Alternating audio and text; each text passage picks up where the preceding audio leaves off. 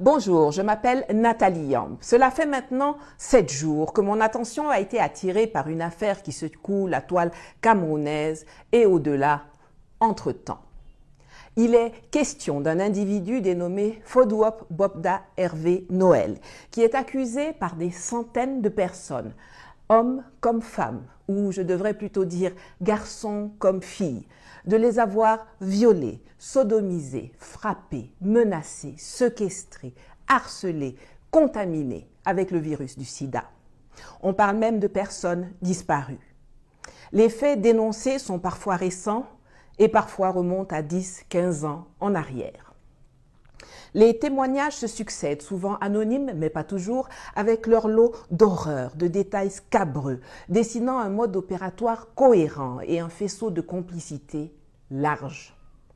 La raison pour laquelle cette affaire est en train de se muer en scandale d'État et la raison pour laquelle j'ai chamboulé mon planning de diffusion pour faire cette vidéo aujourd'hui est le silence et l'inaction de la police, de la justice, du procureur général de Douala, de son patron, le ministre de la Justice, et du gouvernement camerounais tout entier.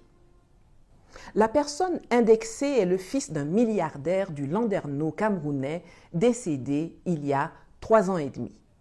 Selon la loi, toute personne est réputée innocente jusqu'à ce que la preuve de sa culpabilité soit établie par une enquête ou un tribunal. Selon la loi également, la justice, ou plutôt le procureur, peut s'autosaisir, notamment lorsque quelqu'un est poursuivi par la clameur publique. Et on peut dire que clameur publique il y a. La clameur publique fait référence à une réaction collective et bruyante de la société en réponse à un événement ou à une situation jugée scandaleuse ou injuste. Ce terme est souvent utilisé pour décrire la pression exercée par l'opinion publique sur les autorités judiciaires ou gouvernementales pour agir ou réagir à une situation particulière. Depuis une semaine, l'émoi est à son comble au Cameroun. Les réseaux sociaux pullulent de messages, d'interpellations, de témoignages les plus estomacants les uns que les autres sur les comptes du lanceur d'alerte qui a fait éclater l'affaire. Les télévisions en parlent, font des reportages, des débats. Les médias internationaux se mettent à prendre le relais. Le barreau du Cameroun a saisi le procureur de la République à Yaoundé. Des avocats ont porté plainte au nom de certaines victimes. Mais que voit-on en face? Le procureur de la République, chut. Le ministre de la Justice, chut. La ministre de la Femme, chut. Le ministre de la Jeunesse, chut. Le ministre de la Santé, chut. Le ministre de l'Administration territoriale, chut. Le porte-parole du gouvernement, chut. 64 ministres et secrétaires d'État, tous motus et bouche cousue. Rien vu, rien entendu, rien dit. La police, la justice, le gouvernement sont aux abonnés absents. La question est donc pourquoi? Aux États-Unis, un immense scandale a éclaté en 2019. L'affaire Epstein, du nom du financier américain Jeffrey Epstein, qui a été accusé de trafic sexuel de mineurs et retrouvé bien opportunément mort dans sa cellule de prison dans des circonstances suspectes 1 mois après son arrestation. L'affaire a révélé les liens d'Epstein avec de nombreuses personnalités très connues, telles des hommes politiques de premier rang, y compris d'anciens présidents américains comme Bill Clinton, des princes comme Andrew, le frère du roi d'Angleterre actuel, des hommes d'affaires comme Bill Gates, et des chanteurs, des sportifs, des écrivains, des banquiers célèbres, des acteurs célèbres. L'enquête qui s'est poursuivie après sa mort a mis en lumière un réseau étendu d'abus, de prédation, de pédophilie, de crimes en tout genre. Mais Epstein avait quand même été arrêté avant qu'il ne soit zigouillé dans sa cellule. Sa complice principale, Ghislaine Maxwell, a été condamnée.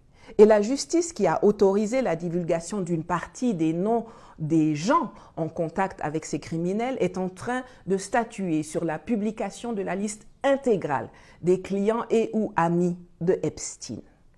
Alors au Cameroun, qu'est-ce qui explique le silence et l'inertie de la police, de la justice et du gouvernement? Comment est-il possible que Hervé Bobda et ses principaux acolytes ne soient pas interrogés, à tout le moins, et le cas échéant poursuivis, arrêtés et jugés? Comment expliquer l'absence totale d'enquête après des accusations et des témoignages aussi gravissimes et aussi nombreux? Est-ce qu'il y a derrière Bobda un réseau d'influence qui va jusque dans les hautes sphères de l'État et qui expliquerait pourquoi on voit des vidéos de membres de la garde présidentielle lui rendre des honneurs ou des hommes en tenue qui assurent sa sécurité?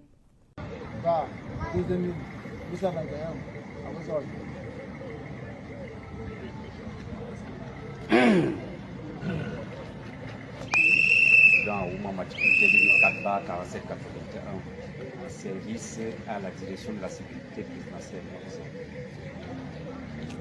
Merci.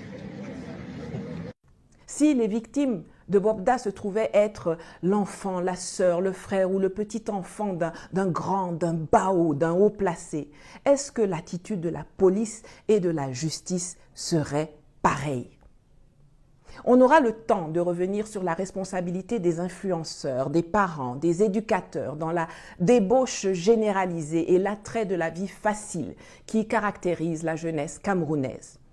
Mais aujourd'hui, on va se consacrer sur le présumé prédateur sexuel et sur le rôle des autorités étatiques et surtout leur inertie inexplicable et inacceptable.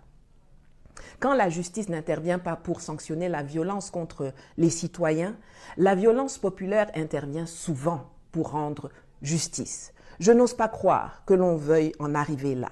Quel échec ce serait! Il y a une chanson de Yodé et Siro qui dit que si tu nommes voleur, c'est toi, on va appeler voleur.